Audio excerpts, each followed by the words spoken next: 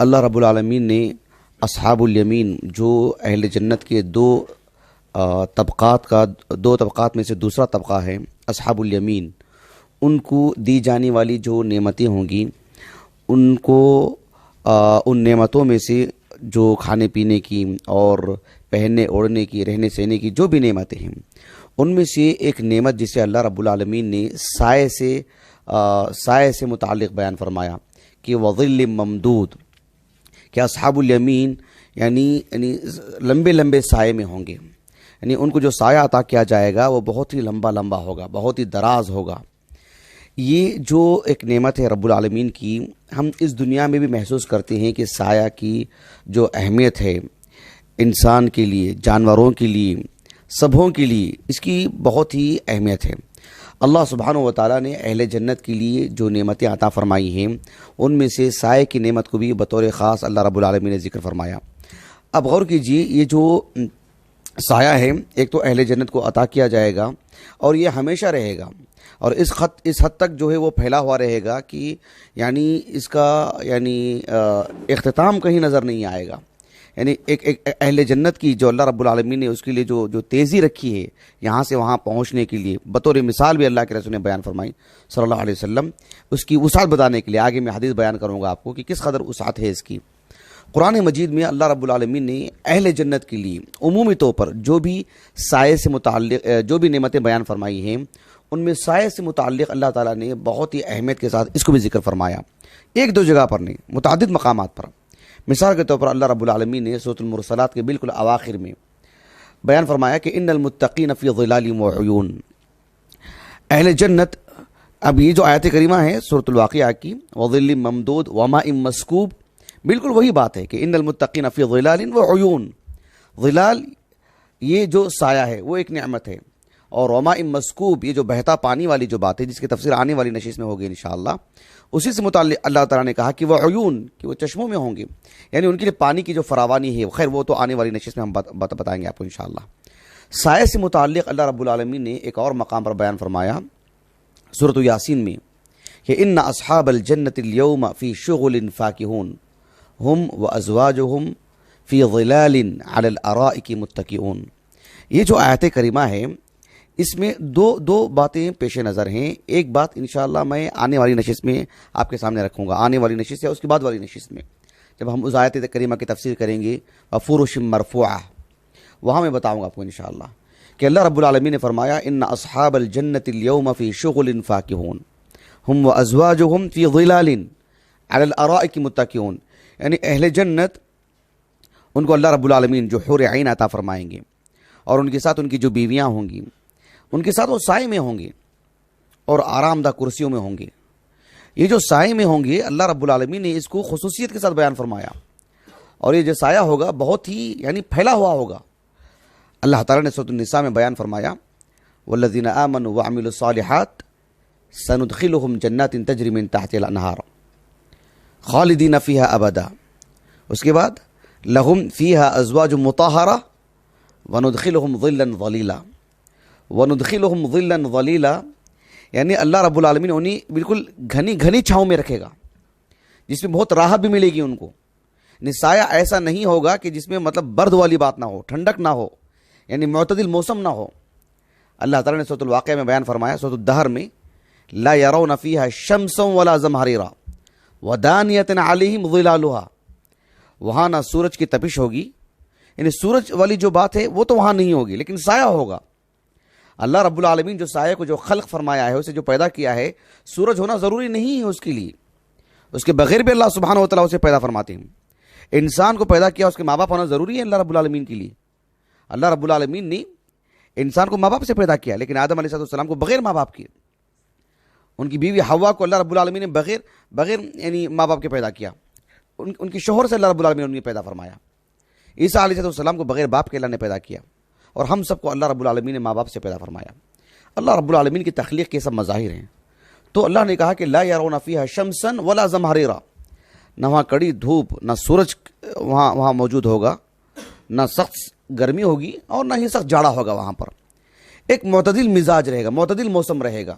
جس سے انسان خوشحال رہ سکے۔ قرآن مجید میں سائے سے متعلق اللہ سبحانہ و تعالیٰ نے متعدد مقامات پر اس بات کو بیان فرمایا ہے، اس لیے کہ اللہ رب العالمین کی یہ بھی مستقل ایک عظیم نعمت ہے۔ اور یہ جو وظل ممدود والی جو بات ہے، وظل ممدود، یہ ممدود والی جو بات ہے کہ اتنا پھیلا ہوا اس کا سایہ، اتنا پھیلا ہوا اس کا سایہ کہ ایک حدیث مبارکہ آتی ہے صحیح بخاری کی، صحیح بخاری اور صحیح مسلم میں یہ حدیث موجود ہے۔ صحیح بخاری میں انس بن مالک سے، ابو ہریرہ سے سب ثابت ہے یہ، اور صحیح مسلم میں سہل بن سعد الساعدی رضی اللہ عنہ، ان سے حدیث آتی ہے۔ کئی ایک صحابہ اس حدیث کے راوی ہیں۔ اللہ کے رسول نے کہا صلی اللہ علیہ وسلم کہ ان فی الجنت لشجرۃ، جنت میں ایک درخت ہے، یسیر الراکب فیہا 100 عام لا یقطعها، یہ جنت میں ایک درخت ہے،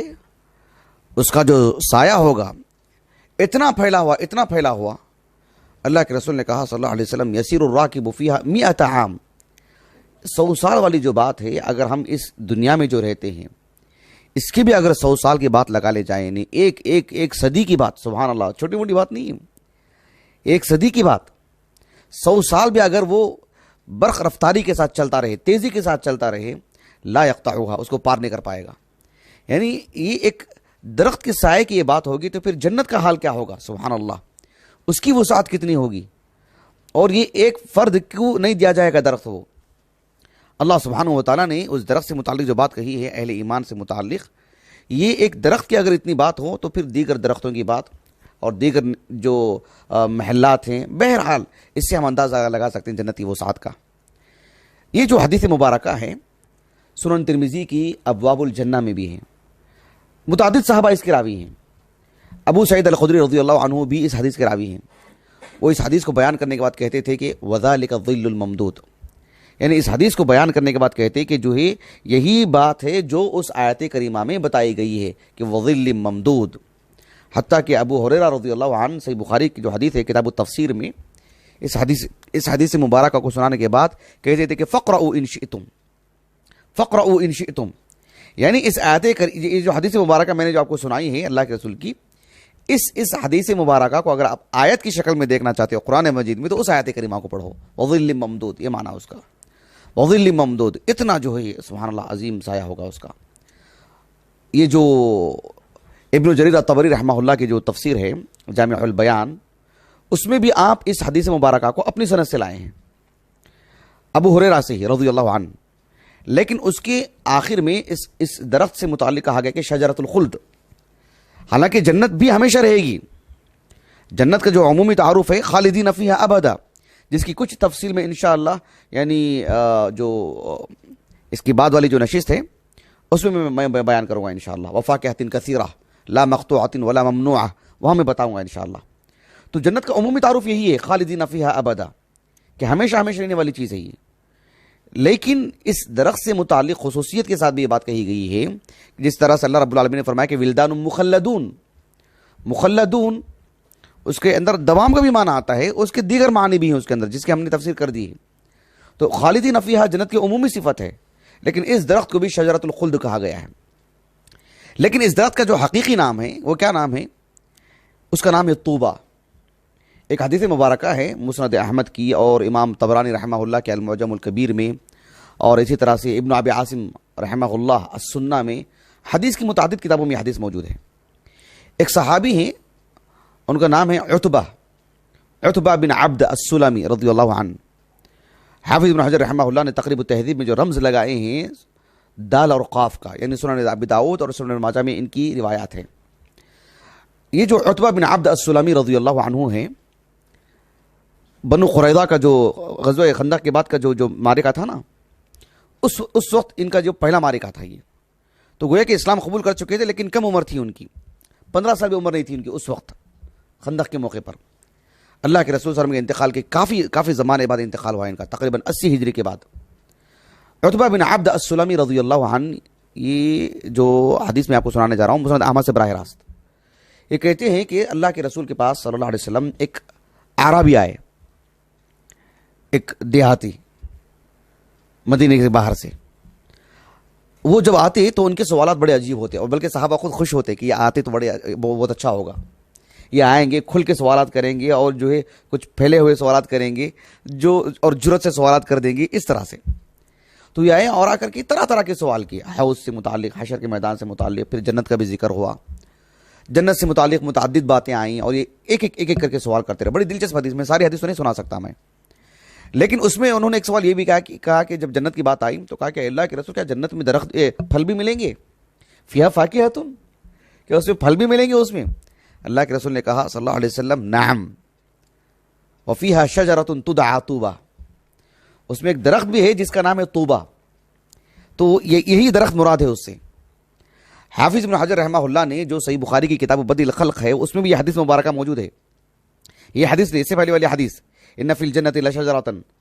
یسیر الراکب فیہا مئۃ عام, وہ حدیث. اس حدیث کی شرح کرتے ہوئے ابن حجر رحمہ اللہ نے کہا کہ ھذا ھو المعتمد, یعنی اس درخت کا نام جو طوبیٰ ہے نا, یہی وہ درخت موجود ہے, یہی وہ درخت ہے, اسی درخت کا نام طوبیٰ ہے. کیوں؟ اس لیے کہ ان فی الجنۃ شجرۃ والی جو بات ہے, جو نکرہ ہے نا, تو اس سے بعض اہل علم نے یہ مفہوم لیا کہ شجرۃ نکرہ ہے تو متعدد درخت ہوں گے, یعنی ہر جنتی کے اعتبار سے ایک ایک درخت, اور پھر حسب ضرورت حسب خواہش ایک درخت, اسی لیے وہ نکرہ ہے. یہ معنی بعض اہل علم نے لیا. ابن حجر رحمہ اللہ نے کہا کہ نہیں, ھذا ھو المعتمد, کہ یہی وہ درخت ہے اور یہی معتمد بات ہے اور یہی درست ہے. اس حدیث مبارکہ سے متعلق ابن حجر رحمہ اللہ نے فتح الباری میں اشارہ کیا ہے بس, اور سکوت اختیار کیا ہے, اس کی صحت پر آپ نے گفتگو نہیں کی. لیکن مسند احمد کی جو محققین ہیں, شیخ شعیب ناؤت رحمہ اللہ کی جو زیر نگرانی جن اہل علم نے کام کیا, انہوں نے بس اتنا لکھا کہ اسنادہ قابل للتحسین. لیکن شیخ محمد ناصر الدین البانی رحمہ اللہ نے ظلال الجنہ فی تخریج السنہ, اس کا نام بھی ظلال الجنہ, تو اس میں آپ نے مفصل گفتگو کی. حدیث نمبر ہے 716. اس حدیث کی تخریج میں آپ نے مفصل کلام کیا شیخ البانی نے رحمہ اللہ. بات حدیث صحیح ہے, لیکن آپ مراجعہ ضرور کریں, ضرور دیکھیں, کیونکہ اس میں بہت تفصیلی بات ہے, اور کچھ حدیث کا علم رکھنے والے طلباء کے لیے اور جو ہے اصول حدیث سے واقف رہنے والے طلباء کے لیے بہت مفید باتیں ہیں اس میں, زائد باتیں بھی, اس لیے بتا رہا ہوں میں آپ کو. تو بہرحال یہ حدیث سندن صحیح ہے جس میں اس درخت کا نام طوبیٰ جو ذکر ہوا ہے. اس آیت کریمہ سے متعلق ایک بات میں آپ کو یہ بھی بتا دوں کہ اللہ رب العالمین نے فرمایا وظل ممدود. یہ جو سائے والی جو بات ہے, حدیث مبارکہ ہے, متعدد آیات ہیں جس میں اللہ رب العالمین نے سائے کا ذکر فرمایا ہے, لیکن حافظ ابن حجر رحمہ اللہ نے فتح الباری میں جو ابو العباس القرطبی ہیں صاحب المفہم, ان کے حوالے سے آپ نے نقل کیا ہے, اور میں نے المفہم بھی دیکھا. میں بات یہ ہے کہ جو ابو العباس القرطبی ہیں, ہم جانتے ہیں کہ یہ سب محدثین شارحین حدیث, لیکن ان سب میں اشعریت بھی ہے. یہ اللہ سبحانہ و تعالیٰ کی صفات میں تعویل کرتے ہیں, اور بہت کچھ غیبی امور میں بھی یہ کچھ تعویل کرتے ہیں. لیکن بڑے علماء ہیں, معروف علماء ہیں جن سے ہم استفادہ کرتے ہیں, لیکن جو ہے یہ اشعریت بات کے دور میں جو آئی تو ان کی کتابوں میں بھی ہمیں دکھائی دیتی ہے. کہنے کا مقصود یہ ہے کہ جو یہاں فی الحال جو تنبیہ کرنا ہے مجھے وہ یہ کہ یہ جو آیت کریمہ ہے وظل ممدود, اور سائے سے متعلق جو متعدد آیات احادیث ہیں, یہ ابو العباس القرطبی رحمہ اللہ نے کہا سائے سے مراد وہ سایہ نہیں ہے جسے ہم دیکھتے ہیں دنیا کے اندر. وہاں سائے سے مراد یہ ہے جسے اللہ کے رسول کی جو حدیث ہے نا صلی اللہ علیہ وسلم, یہی حدیث فی ظلھا یسیر الراکب فی ظلھا, تو فی ظلھا سے مراد, ظل سے مراد سایہ نہیں ہے بلکہ نعمتیں مراد ہیں. فی ظلھا یعنی فی نعیمھا وفی راحتھا. اس کا کیا مطلب ہے؟ اس کی نعمتوں میں وہ چلتا رہے گا, یہ معنی ہے. یعنی اس کا انہوں نے یہ معنی لے لیا ہے کہ ظل سے مراد راحت مراد ہے, نعمت مراد ہے, خوشحالی مراد ہے. یعنی اس خوشحالی سے وہ جتنا بھی سرور حاصل کرتا رہے وہ خوشحالی کبھی ختم نہیں ہوگی, یہ معنی. جیسے عربی زبان میں بطور محاورہ کہا جاتا ہے یعنی عیش ظلیل. عیش ظلیل اس کا مطلب یہ ہے کہ خوشحال زندگی, سایہ دار زندگی نہیں. تو یہاں پر وظل ممدود سے مراد یہ ہے کہ جو یہ مطلب خوشحال زندگی ہوگی, یہ معنی ہے اس کا. یا تو یہ معنی ہوگا اس کا ناحیت جانب کے معنی میں, یعنی وہ ہمارے پہلو میں ہے, وہ ہمارے بازو میں ہے, وہ ہمارے قرب و جوار میں ہے. انا فی ظلک کہا جاتا ہے عربی زبان میں, انا فی ناحیتک, میں آپ کے شانہ بشانہ ہوں، آپ کے ساتھ ہوں، اس معنی میں گویا کہ وہ نعمتوں کے ساتھ ہمیشہ جڑ کے رہیں گے، یہ معنی۔ یہ تعویل کیوں کی انہوں نے؟ یہ جو ابو العباس القرطبی رحمہ اللہ ہیں، انہوں نے خود بتایا اس بات کو کہ یہ تعویل کی ضرورت کیوں پڑی۔ آپ دیکھیے یہ جو المفہم لما اشکل من تلخیص کتاب مسلم، اس کی جو جلد نمبر 7 ہے، صفحہ نمبر اب میرے ذہن میں نہیں ہے، دیکھیے جلد نمبر 7 میں بالکل جو جنت سے متعلق جو انہوں نے احادیث اکٹھا کی ہیں، جو تلخیص کی انہوں نے صحیح مسلم کی، پھر اس کی انہوں نے شرح کی، تو اس میں انہوں نے لکھا کہ اس کی ضرورت کیوں پڑی۔ اس کی کہا کہ اس کی ضرورت اس لیے پڑی کہ جنت میں سورج نہیں ہے، اور یہاں دنیا کے اندر سورج ہوتا ہے اور اس سے سخت گرمی ہوتی ہے، اور اس گرمی سے نقصان بھی ہوتا ہے، آدمی کو تکلیف ہوتی ہے، اس سے بچنے کے لیے سائے کی ضرورت پڑتی ہے۔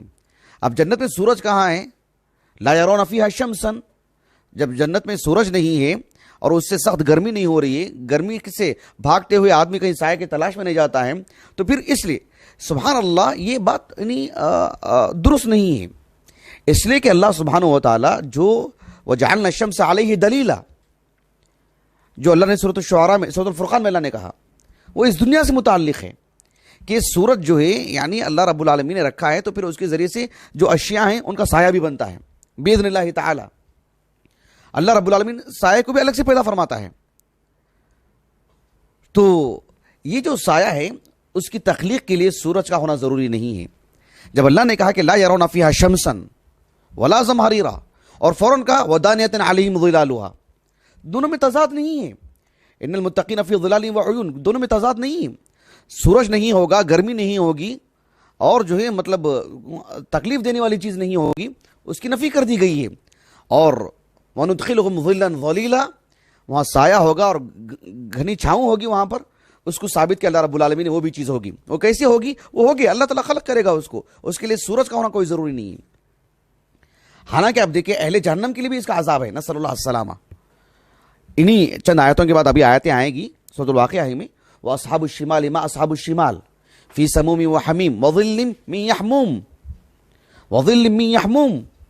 اللہ سبحانہ و تعالیٰ نے کتنی بڑی بات کہی ان کے حق میں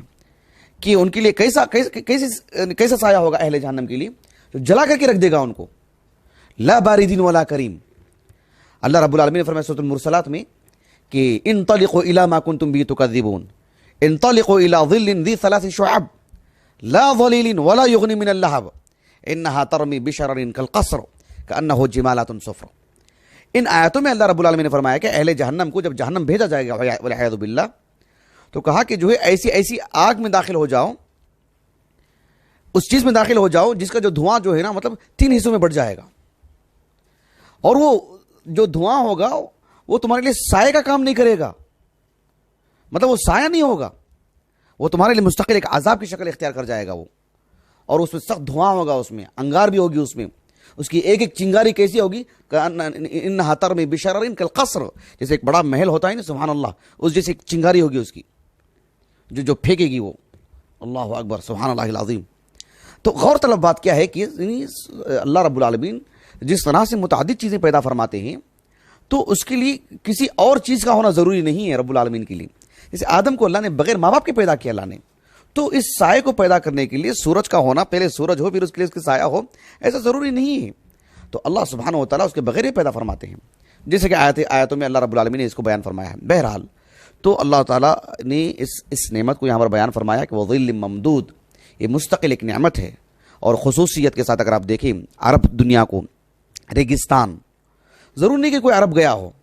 آپ دیکھ سکتے ہیں کہ عرب کو، افریقہ کو آپ دنیا بھر میں دیکھیے ہی نہیں، سبحان اللہ، ہندوستان کے متعدد مقامات پر آپ دیکھیں گرمی کا جو معاملہ ہوتا ہے، انسان یعنی سبحان اللہ،